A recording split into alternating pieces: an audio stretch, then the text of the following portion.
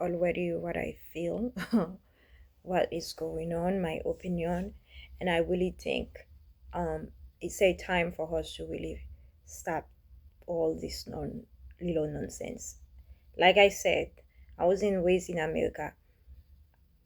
I was raised in Europe. One thing that I understand, in a white country, in a white continent, they don't see me as Haitian, they don't see me as this, they see me as a black woman. So in the United States is very confused for me to hear some of those things, and I know something wasn't right. I know something wasn't right when somebody look just like me think they different from me. Yes, God create all of us different some way, but when He create you look just the same and you think you're so far away from another one, and on top of that, for you to want not even be uh, uh, uh, the real person that the Lord takes the time to create, you want to be so different, you want to prove that to the world, and you go as a destructor to destroy your own community, you become a threat. I think a person who is dealing with with identity crisis, they are very very dangerous people for the community, because when you try all the time to prove yourself to other, you become lost. Because when you don't know who you are, anyone can play with you. Anyone can use you as little toys. You are a lost soul. You attack even people who loves you. You attack people who praying for you. You attack people who can feel your pain. People who are there struggling exactly like you. They can relate to you, but you see them as a threat. You hate them. You just you just have this thing in you. And when you see some of them learn how to deal with this and heal from it, allow the Lord Almighty to heal them, and they let it go, and they go to their community to help, and God is using them to do great things, and you go, you want to destroy them instead of learning from them, instead of coming together, building an empire. No, you want to bring destruction. That is a great tragedy in the black community. And that's why I always said before, I'm Caribbean, I am African. And I have great respect for the African people, especially Nigerian. You know why? My ex-husband is Nigerian. My children are half Haitian, half Nigerian. Why? One thing that I've learned with Africans, they value family. They value family. You know, they value family. And one thing that I've learned about Caribbeans, and I'm a Caribbean by the way, including the rest of the black, slavery did a really bad destruction to us. We don't understand the power of family. We don't understand the power of unity. And a lot of us, we are open to even destroy our own sister because we went to school, we got a degree, we're making 6K or more. We think we are a different type of black person. And in order for us to prove to the world that we are way smarter, we are more successful, we are more beautiful, we are more handsome, we are so different, we are not like them, we need to speak negatively, calling them the word bitch, which is a female dog. We call them when they are struggling, instead of coming to help them, we're calling them poor, we're calling them stupid, we're calling them all type of name. And this is a great deception in the black community. One thing that I've learned with Africans, they don't let education go over their head to destroy their family. When one thing that I've learned, I can speak for the Nigerian because I was married to a Nigerian man. It doesn't matter how educated, how smart, how rich that they are, they love the black woman. I'm a Haitian woman. And my ex-husband, one thing that I know, he's a doctor. He never tried to say, oh, this woman, when I moved here, he met me after 2 years. He didn't say, oh, she doesn't speak English. Oh, she's that. Oh, she's this. He loves me really from his heart. And family means a lot to him. And family means a lot for the Africans, right? I saw that. The men, when they finish to go to school, they got their degree, what they do, they want to get married.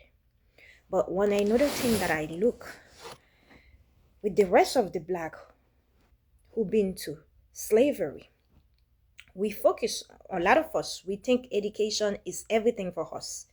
But if you're educated institutionally, but you're not educated from home, you're not educated from your creator, how good is that? You become a great destructor for your community, because God speaks about family, how powerful is family. Family is so important in the word of God. You can have money, and if you don't have nobody around you, to be honest with you, and that's why mental health is so high in the United States, because people, we just go to work and come home, and we don't really have friends, family. They're a little bit far away from each other. People, they don't have time for each other. So God didn't create us to be like that. God created us to, when someone dealing with something, we can listen to that person. We can give them advice. We can be there to support. And that's why when I look at different black, the men can be successful. Like, oh, I am a young black man. I'm not ready to get married. So he wants to party. He wants to be drunk. He wants to just have sex without putting a ring on it. And again, I'm not speaking for African from Africa. And guess what? When they become more successful, it's even worse. Some of them, they see the black woman as the worst. Oh, I cannot touch him. Now they're calling her bitch, the female dog. And when they marry, they feel, listen, I don't have no issue you dating another race, but there's an issue when you are so obsessed with other race and you hate people who gave birth to you, your sister, people who look just like you, people who can relate to you, and you feel like in order for you to show success, you have to exclude your black woman away. And that's why I don't have time to keep dating people who have issues with themselves.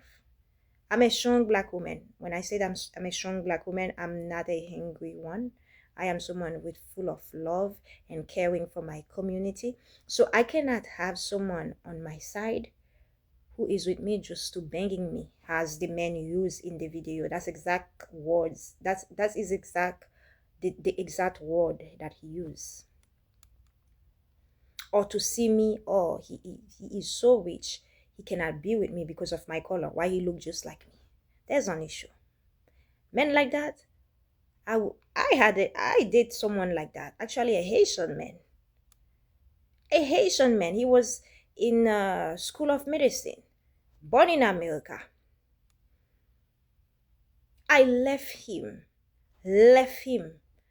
He went to marry to a lady from Thailand or something, and he come back trying to tell me, and God always expose them. Don't attack your own sisters and your own brothers. God is watching you. He came back and saying, oh, I'm still in love with you. I married her because I thought because I'm successful, she is a pharmacist, it would be, because they follow. And actually, I love black women. He ended up by cheating on that woman. That woman, he almost destroyed her life. He took her baby away because the relationship becomes so toxic. He kept cheating on that black woman with on that Asian woman with black woman. The lady put medicine in his food because she's a pharmacist. He ended up by pooping everywhere. And he got the text. Guess what? He sent sheriff in the house. Sheriff take the baby. The lady almost lose his license. All this could have been prevented. But because you want to follow what the society is saying, in order for you as a black doctor to feel successful, you have to be with a different race, even you're not attracted to them. That is a great deception. And what I want to say, you black people, especially the black men, you need to be healed. And I'm not putting African from Africa in it. You need to be healed.